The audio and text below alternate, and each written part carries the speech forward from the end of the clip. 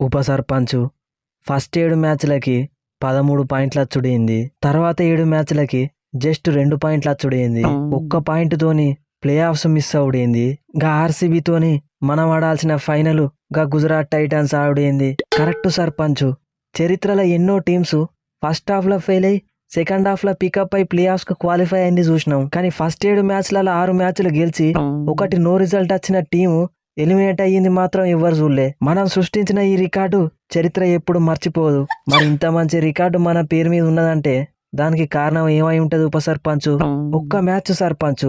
దీని అంతటికి కారణం ఒక్క మ్యాచ్. 2 మ్యాచ్లు గెలిచి మంచి ఊపు మీద ఉన్న మనకి కేకేఆర్ మీద 3వ మ్యాచ్ పడ్డది. మనం టాస్ ఓడిపోయినా వర్షం పడుతుందని తెలిసినా రహానే అన్న మనల్ని గెలిపియడానికి మనకే చేసింగ్ ఇచ్చిండు. మనం కూడా రహానే అన్నని డిసప్పాయింట్ చేయకుండా 4 ఓవర్లకే 2 వికెట్లు తీసినాం జస్ట్ 25 రన్స్ ఇచ్చి. కానీ కరెక్ట్ టైంకి వానదేవుడు మధ్యలో వచ్చిండు.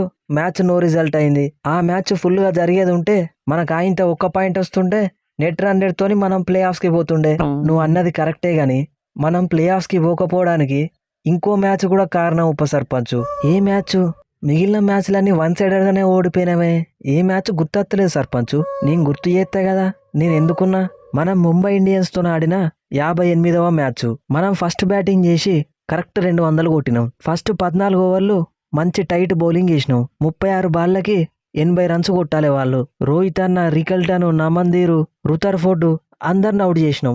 ఒక్క తిలక్ వర్మను అవుట్ చేస్తే మ్యాచ్ మనదే. కానీ నువ్వు తిలక్ వర్మ క్యాచ్ డ్రాప్ చేసినావు. 33 బాళ్ళల్లో 75 రన్స్ కొట్టిండు. 6 4లు 6 6లు మ్యాచ్ గెలిపించిండు. నువ్వు ఆ క్యాచ్ పట్టుకునేది ఉంటే మనం ప్లే ఆఫ్స్ కి పోతుండే కదా శశాంక్. అప్పుడప్పుడు మిస్టేక్లు అయితేనే ఉంటాయి అయ్యారు. నేనేమన్నా కావాలని వదిలిపెట్టినా? ఒక్క క్యాచ్ అంటే వదిలేయచ్చు. ఈ సీజన్ లో నువ్వు 6 క్యాచ్లు వదిలిపెట్టినావు శశాంక్. సెకండ్ హాఫ్ లో నువ్వు వదిలిపెట్టిన క్యాచ్ల వల్లనే మనం సంకనాకిపోయినావు. సరే అయ్యారు, ఇప్పుడు అయిన దానికి ఏం చేస్తావు? నెక్స్ట్ సీజన్ బ్యాటింగ్ బౌలింగ్ తో పాటు ఫీల్డింగ్ కూడా ప్రాక్టీస్ చేసి అత్తది. ప్రియాన్స్ తమ్ముడు, ఫస్ట్ హాఫ్ లా క్రిస్ గేల్ లెక్క చెలరైపోయినావు. సెకండ్ హాఫ్ లో ఏమైంది తమ్ముడు?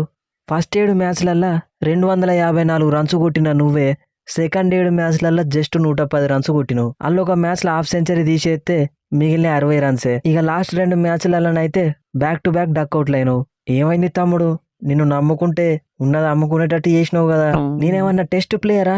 230 స్ట్రైక్ రేట్ తో ఆడే ప్లేయర్ని. నా బ్యాటింగ్ అవుటా రైటా అన్నట్టే ఉంటది. 11 బాల్ ఆడి player of the match award గెలిపించినప్పుడు ఏమనలేదు గాని ఇప్పుడు అంటానవా? అట్లా కాదు తమ్ముడు. సెకండ్ హాఫ్ లో నువ్వు జరంత చూసి ఆడేది ఉంటే మనం 1-2 మ్యాచ్లు గెలుస్తుండే కదా అని ఫస్ట్ హాఫ్ లో వరుసగా గెలిపించినా కదా. సెకండ్ హాఫ్ లో గెలిపించకపోతే ఏమైంది? అయినా లాస్ట్ 6 మ్యాచ్లల్లా నువ్వు కూడా 3 సార్లు సింగిల్ డిజిట్ స్కోర్ కే అవుట్ అయినావు కదా అన్న. నా గురించి ఎందుకు తీ తమ్ముడు. నెక్స్ట్ సీజన్ కొద్దిగా కన్సిస్టెంట్ గా ఆడడానికి ట్రై చేయి. అట్లా కాదయ్యారు. నేనెవరిని? స్పిన్నర్ యుజ్వేందర్ చాహల్వి. అప్పుడే మర్చిపోయినావా? ఐపీఎల్ లో హైయెస్ట్ వికెట్ టేకర్ని అయ్యారు.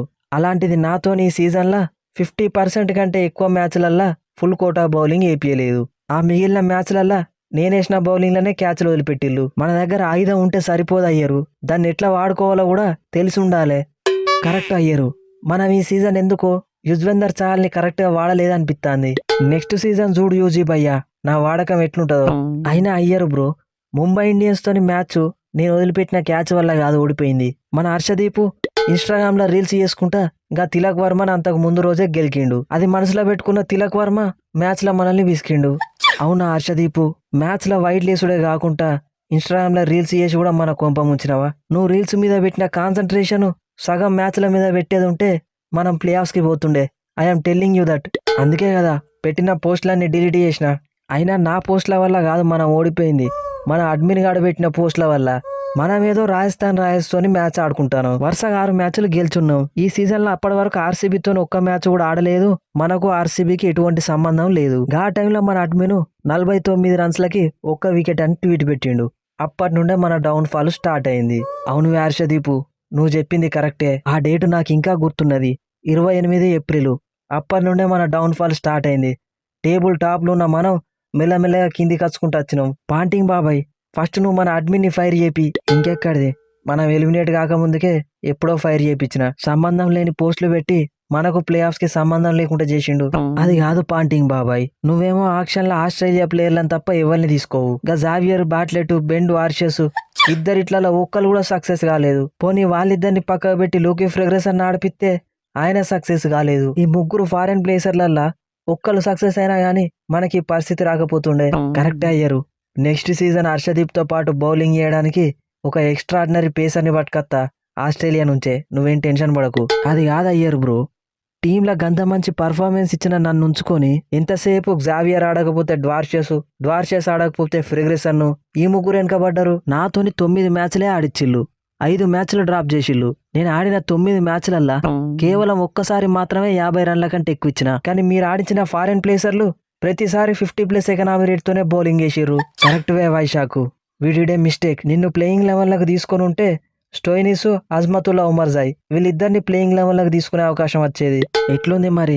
లాస్ట్ సీజన్ గంత కష్టపడి ఫైనల్ దాకా తీసుకపోతే ఈ సీజన్ నన్ను లాస్ట్ 3 మ్యాచ్ల దాకా ఆడనీయలేదు. ఆ 3 మ్యాచ్లలోనే బౌలింగ్ బ్యాటింగ్లో ఇరగదీసిన.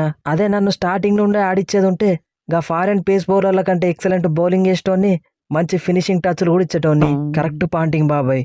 మనం Cooper Connolly, Azmatullah Omarzai, Marcus Stoinis, Marco Jansen ఈ 4 ఫారెన్ ప్లేయర్స్తో పోయేది ఉంటే ఖచ్చితంగా ప్లే ఆఫ్స్కి పోతుండే. ఓ 2-3 మ్యాచ్లల్లా మిచెల్ ఓవెన్ తమ్ముడిని ఆడిచినా అయిపోయేది. తమ్ముడు కూడా మంచి హిట్టరు. నువ్వు మన పంజాబ్ కింగ్స్ని సిడ్నీ కింగ్స్ చేసేదాకా వదిలిపెట్టావు కానీ అట్లాంటివేంది గిల్లు? జాష్ ఇంగ్లీష్ని మనం రిలీజ్ చేసినాక ఎలాంటి ప్లేయర్ని నేను పట్టుకొచ్చిన? Cooper కానోలీ 13 ఇన్నింగ్స్లల్లా 491 runs చంపిండు. అలాంటి ప్లేయర్ మనకు దొరుకుతాడా? మనం రిలీజ్ చేసిన జాష్ ఇంగ్లీష్ కూడా లాస్ట్కి వచ్చిన లక్నో సూపర్ జైంట్స్ని జయ్యమని పైకి లేపిండు. అయితేంది కూపర్ కానోలీ యంగ్ ప్లేయరు, ఇంకో 10 సంవత్సరాలు మన టీం ఆడతాడు. ఏదోటి ఈ సీజన్లో మనకి ఏదన్నా పాజిటివ్ ఉన్నదంటే అది కానోలీ తమ్ముడే. ఎస్ఆర్ఎస్ తోని మ్యాచ్ సింగిల్ హ్యాండెడ్ గా గెలిపించుడే కాకుండా ఈ సీజన్లో ఒక సెంచరీ కూడా చంపిండు. ఇది ఫస్ట్ సీజనే అన్న, నెక్స్ట్ సీజన్ చూస్తావు కదా ఈ కూపర్ కానోలీ ఆడించే ఆట. ఓకే అయ్యారు, ఇక నేను ఆస్ట్రేలియాకు పోయి నెక్స్ట్ జరగబోయే బిగ్ బ్యాష్ లీగ్లా మనకు పనికొచ్చే పేస్ బౌలర్లు ఎవరైనా ఉన్నారా చూసుకొని నెక్స్ట్ సీజన్ వస్తా. సరే నెక్స్ట్ సీజన్ కలుద్దాం ఇక. సో ఫ్రెండ్స్, ఈ స్పూఫ్ కనుక మీకు నచ్చితే మన ఛానల్ని సబ్స్క్రైబ్ చేసుకోండి. వీడియోని లైక్ చేయడం మాత్రం మర్చిపోకండి. మీకు కనుక ఒక 4 to 5 అవర్స్ ఫ్రీ టైం ఉంటుంది, స్పోర్ట్స్ మీద ఫన్నీగా స్పూఫ్స్ చేయగలుగుతారు అనుకుంటే మంచిగా మనీ అయితే ఏం చేసుకోవచ్చు. సో మనలాగా కార్టూన్ స్పూఫ్స్ ఎట్లా చేయాలని ఒక 3 వీడియో ట్యూటోరియల్ అయితే రెడీ చేసిన. ఇంట్రెస్ట్ ఉన్న వాళ్ళు కింద డిస్క్రిప్షన్లో ఇచ్చిన ఇన్స్టాగ్రామ్ ఐడికి మెసేజ్ చేయండి. ఇక ఈ సీజన్లో పంజాబ్ కింగ్స్ డౌన్ఫాల్ అయితే అన్రియల్ అని చెప్పొచ్చు. లాస్ట్ సీజన్ ఫైనల్కి పోయిన వాళ్ళు ఈ సీజన్ అంతకంటే డేంజర్ గా కనిపించిల్లు. ఫస్ట్ హాఫ్ లో అసలు ఈ సీజన్ పంజాబ్ కింగ్స్ ఓడిపోదా అన్న సిచ్యువేషన్ కి వచ్చిల్లు. ఐపీఎల్ సీజన్ సగం అయ్యేసరికి వాళ్ళే టేబుల్ టాప్ లో ఉన్నారు. చాలా మంది పంజాబ్ కి ట్రోఫీ ఇచ్చేయండి భయ్యా ఇంకెందుకు అన్నారు. కానీ ఏప్రిల్ 28వ తారీఖు రాజస్థాన్ రాయల్స్ తోని మ్యాచ్ తర్వాత వాళ్ళ డౌన్ ఫాల్ అయితే స్టార్ట్ అయింది. ఒక మ్యాచ్ తర్వాత ఒకటి వరుసగా 6 మ్యాచ్లు ఓడిపోకుండా వచ్చిల్లు. ఇక లాస్ట్ మ్యాచ్ లో లక్నో సూపర్ జైంట్స్ మీద కూడా గెలిచిర్రు. అప్పుడు కూడా లక్నో సూపర్ జైంట్స్ వాళ్ళ మెయిన్ ప్లేయర్ మిచెల్ మార్ష్ ని ఆస్ట్రేలియాకు పంపించేసిల్లు.